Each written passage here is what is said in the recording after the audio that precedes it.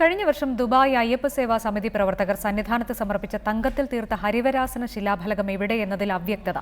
തീർത്ഥാടകർക്ക് കാണത്തക്ക വിധം സോപാനത്ത് സ്ഥാപിക്കുമെന്ന് പറഞ്ഞ തങ്കഫലകമാണ് ഇതുവരെ പുറത്തുവരാത്തത്.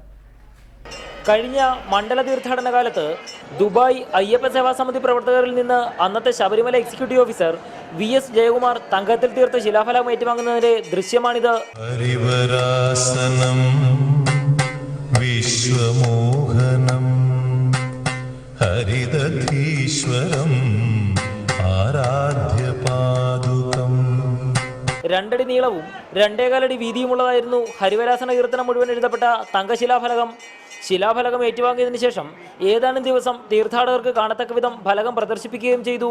2016 മണ്ഡലകാലം ആരംഭിക്കുമ്പോൾ തന്നെ എല്ലാ തീർത്ഥാടകർക്കും ഹരിവരാസനം മുഴുവൻ വായിക്കത്തക്ക രീതിയിൽ സന്നിധാനത്ത് കൊടിമരത്തിനിടതുവശത്തായി തങ്കശിലാഫലകം സ്ഥാപിക്കുമെന്നായിരുന്നു ബോർഡ് പറഞ്ഞിരുന്നത്.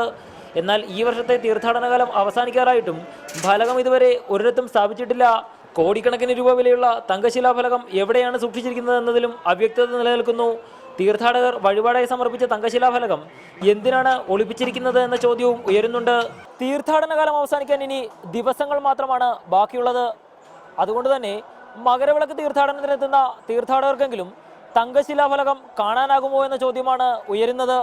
S. ശ്യാംകുമാർ, റിപ്പോർട്ടർ, സന്നിധാനം.